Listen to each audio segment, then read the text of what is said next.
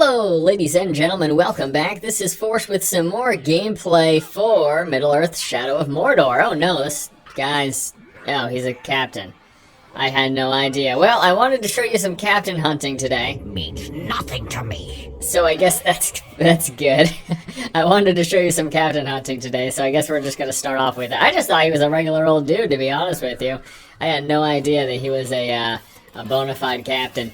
Specifically, what I want you to see today, what I'd like to focus on, is the Nemesis system. I want to show you what it's all about, the different things that you can do, sort of how the system works. It's pretty cool. It's basically like an infinite replayability that this game has. So the first thing I want to do, before we jump into the screen where we can take a look at the army of Sauron, is I want to gather some intel. And what you do is you can either find corpses or just information on the ground, or you can find through slaves that you rescue. You can get details about captains and war chiefs. And when I do it on one of these guys, it's just sort of me interrogating them. And then it's going to pop up this screen. So you'll notice here, this is the army of Sauron, and it works. We've got low-level captains, then medium and high-level captains, and they can eventually promote to war chief. Now, the war chiefs will have some sort of a entourage, as it were. So you can see this guy is linked to those two right there.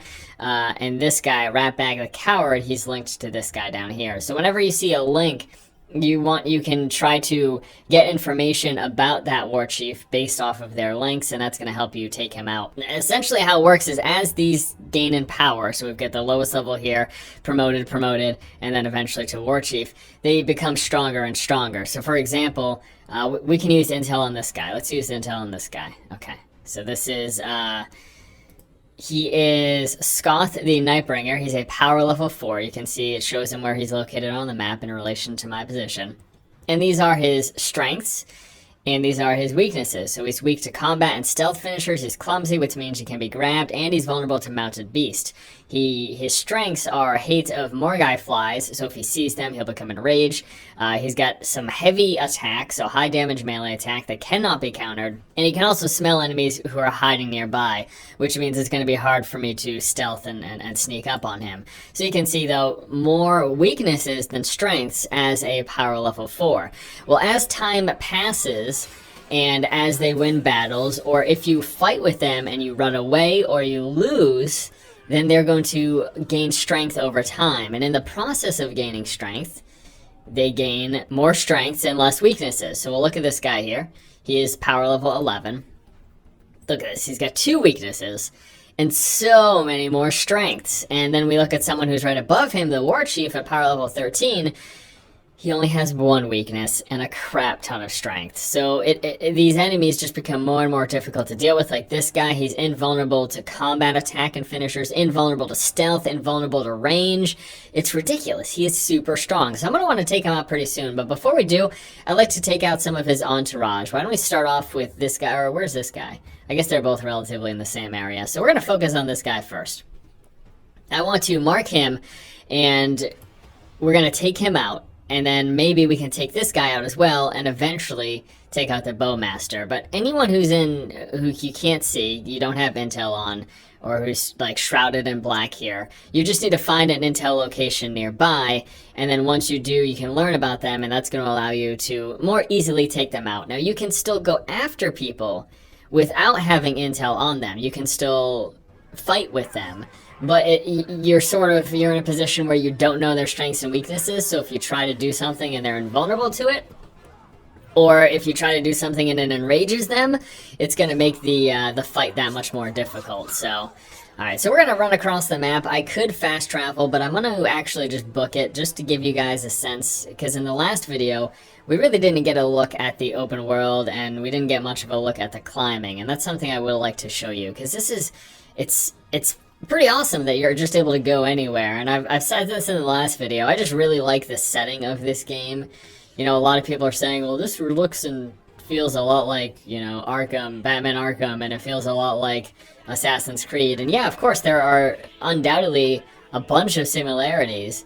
I think the thing for this game, for me personally, is I just absolutely love the setting and the Nemesis system. That's That's a big sort of selling point of this game that a lot of the reviewers as well sort of said it's their favorite part of the game. And I've been playing for 8 hours. I've only progressed the story to like 1/5. I'm only like 1/5 of the way through the story in this game. I have been spending so much time just sort of running around, engaging in the Nemesis system, and doing side missions and things like that. I've just really been enjoying it. You get camera clipping every once in a while. Alright, but I don't want to focus too much on taking all these little goofballs out. We want to focus on the captains, we want to focus on the war chiefs, because once more, I do want to show you the Nemesis system. So let's go ahead and make our way over here. These are the bell towers. These work same way as the towers do in Assassin's Creed and in Far Cry. You go up there, and it shows you sort of points of interest in the surrounding area. Okay. Alright, so we should be pretty close by. I could get an update on my map, and we could also fast travel to a nearby tower, to the thing that we're going to. But I just sort of wanted to show you a bit of the traversing. So I can go up here, and then we can go take this zip line type thing here. Just go like this. Boop. That's a slide down, and we can hit E at any time to drop prematurely if we wanted to. And I don't know if yeah, we are coming up on a stronghold. So you have to be careful when you're in strongholds. If you get spotted, an alarm will get raised. Well, what'll happen is one of the enemies will try to raise the alarm, and you can try to stop them. But the longer you're in combat, the more spotters will see you and then try to raise the alarm. So a lot of times it just kind of happens, unfortunately. All right, let's go up here and take out this guy, and then we are going to engage in the mission to defeat this captain. Alright, powerful orcs will intimidate and bully others into becoming their followers. If successful, the captain will increase in power. So if time passes and I don't take these guys out, they basically do their own missions. So all of the captains and stuff that are on that board of Sauron's army, they're going through things like this. They're going through power struggles, they're going through recruitment, they're doing feasts.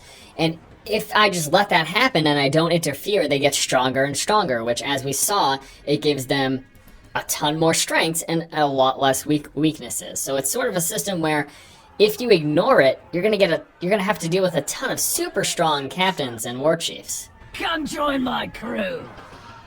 Think you're strong? Prove it. So he's recruiting people right now. And if I were to just leave, and if this whole thing just took place, then he would become stronger and he'd be even harder to deal with in the future. Alright, so we're just gonna remind ourselves, get information about him. Gonna hit X. So, Eagle Eye. He can be damaged by explosions and by combat finishers. He's invulnerable to stealth, ranged. He's a monster slayer, so he can kill monsters fast. Harder to kill and may require you to finish him. Nearby orcs are inspired to attack simultaneously. He's a fast runner. He's a gang leader. I mean, he's some crow. Alright. So, now I know. Let's try to get him to get damaged by explosions, shall we? Now, there is an explosive barrel nearby, but I don't know that that's close enough. So, I need to interfere, though, because I need to interfere, because if I don't, then he is just going to... Okay, so now we engage. What kind of joke? I killed you already. And you notice what he just said? You notice how he said that he killed me already? That's because I fought with him in the past, and I failed. Oh, nice, nice. Now I can grab him. You see how he's green? That means he's vulnerable to being grabbed, and I can interrogate him. Oh no, someone stop that from happening. I'll have more revenge next time! And he's trying to retreat. And we don't want that to happen. He fled, so he did not succeed in retreating, as we saw. Oh, that's right, he's invulnerable to range, so I can't slow him up like I want to. So, he's trying to retreat. I don't want him to retreat. If he retreats, what'll happen is he will get more powerful. So I need to finish him off, and there we go, we finish him off. Now, I wasn't able to interrogate him, unfortunately. I wasn't able to interrogate him, unfortunately. But at least he's dead. So that's good.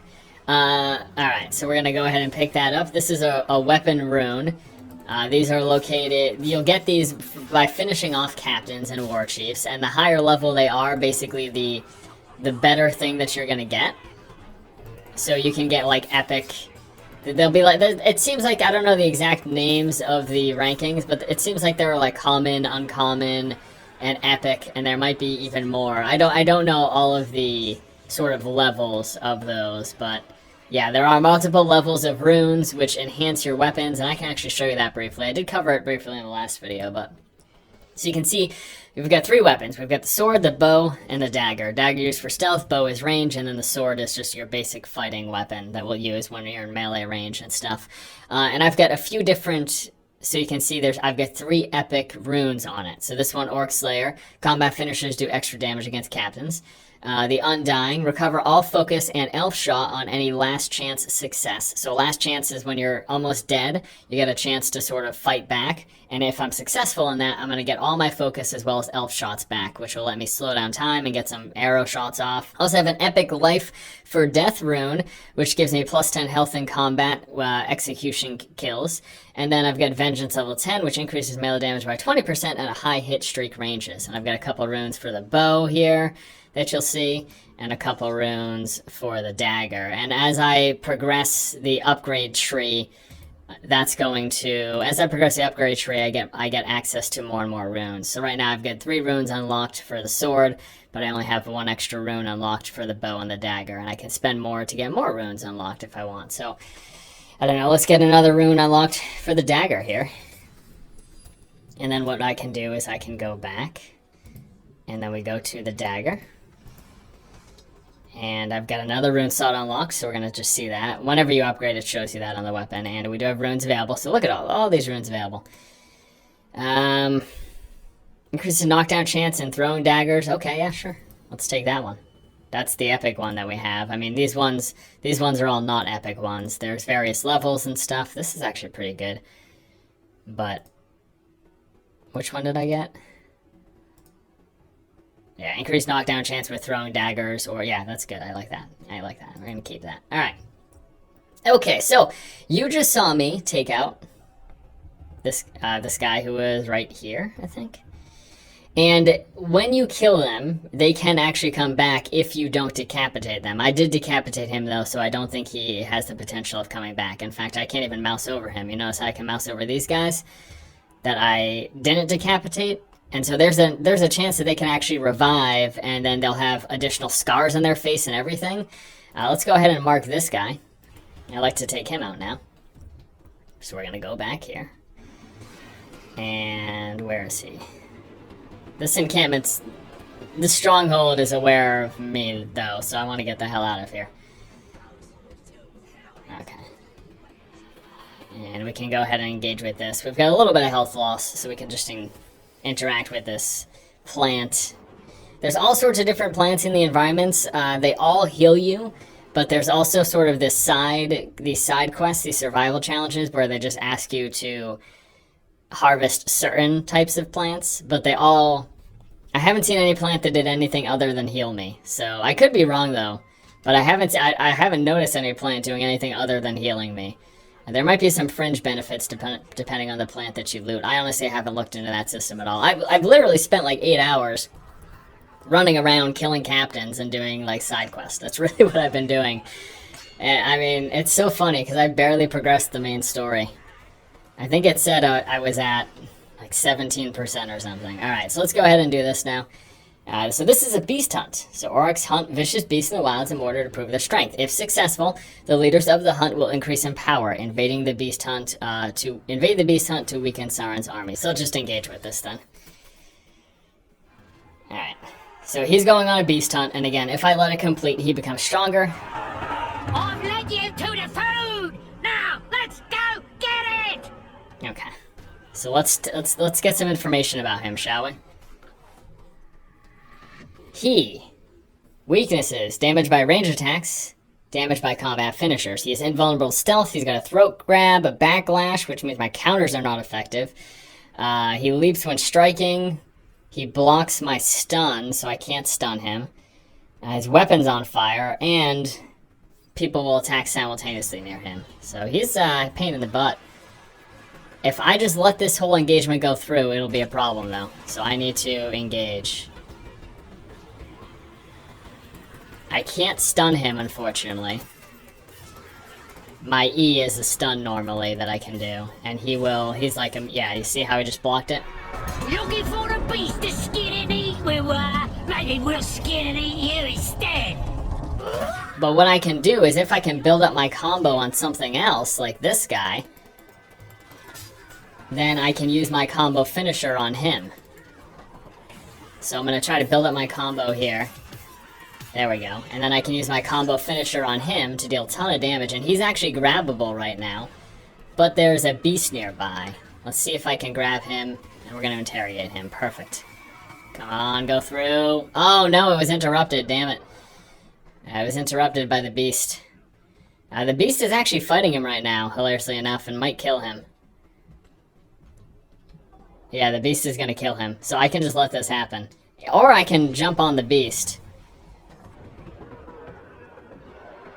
Alright, so we're gonna jump on the beast and tame him. And then we can finish off the captain on the beast. Alright, so he's done. Beast hunt resolved. He died. Unsuccessful. Fantastic. Alright, we're gonna hit enter to view the battle report as well. So you can see he died on the beast hunt. And now, I've got the captain. I've got the captain that we can go fight, and he is pretty nearby. Let's learn some information about the captain. Fear of burning. That's basically it. Invulnerable to attacks, invulnerable to combat attacks and finishers, stealth, ranged. So the only thing I can do is burn him. I don't think I can even kill him right now. I think that is a futile battle. It says he's invulnerable to combat attacks. What the hell am I supposed to do against that? I have no idea. That is insane. Alright, let's get a couple of slaps here. Alright, I'm gonna dismount. I don't want to be on this guy anymore. Alright. I hope there's a lot of things that I can burn him with. Because otherwise I'm screwed.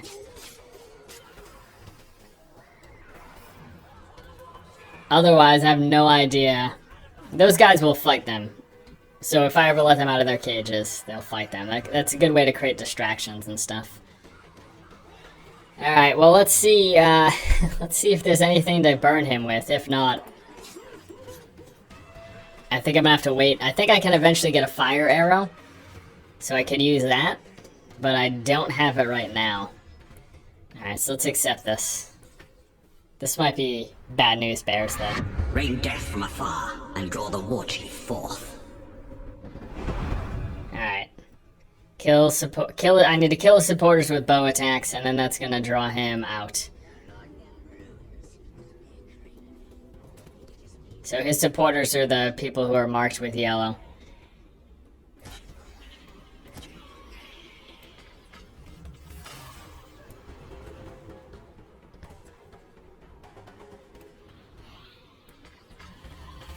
This is not one of his supporters, but I can still do it anyways.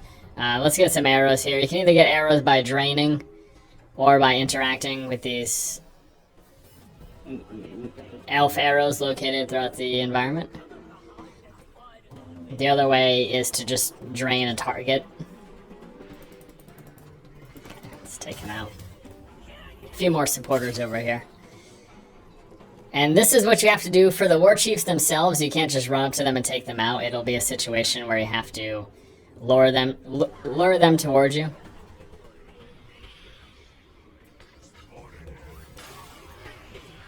Okay. Couple more supporters.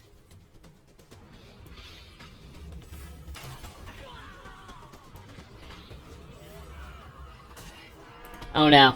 I got hit. By what? This guy? Oh no, the stronghold's on alert. Not good. Oh no. Oh man. Well, at least I'm gonna build up my focus here. I'm still gonna have to get those guys. Okay. So we can get him with an arrow attack right now. And if I want, I can drain him. So this is gonna get my arrows back. Oh, someone stop me? Damn it, all the hell. Stop stopping me, please. I'm just trying to do my job here. I'm just trying to do my job, and... No, you stop running away. No.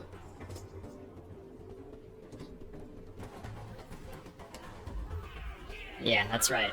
That's what I thought. Fill up my arrows. Thank you very much. Alright, let me find some more of his supporters. As long as I hide, I'll lose the fact that people are chasing me. Okay, and one more. Oh, that was enough? Okay, nice. Alright, here he is, Olgoth, the Bowmaster, War Chief. I really think we're screwed. If I read that right, he can't be damaged by, like, anything but explosions. Invulnerable to combat attacks. And finishers. Stealth ranged. Oh, no. So here's an example of maybe I let him live too long. And as a result, he's just become beastly.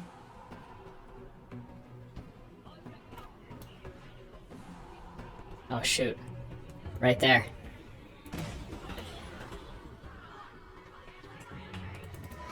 So this is not going to damage him. Oh, wow. It worked. But he's scared of burning. That's his problem. So I think I can actually grab him now.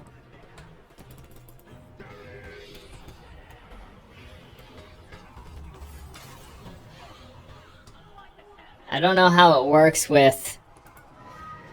If he's scared, if his invulnerabilities don't work anymore. That might be what it is. In fact, that might be exactly what it is. Alright. So it looks like I found the answer.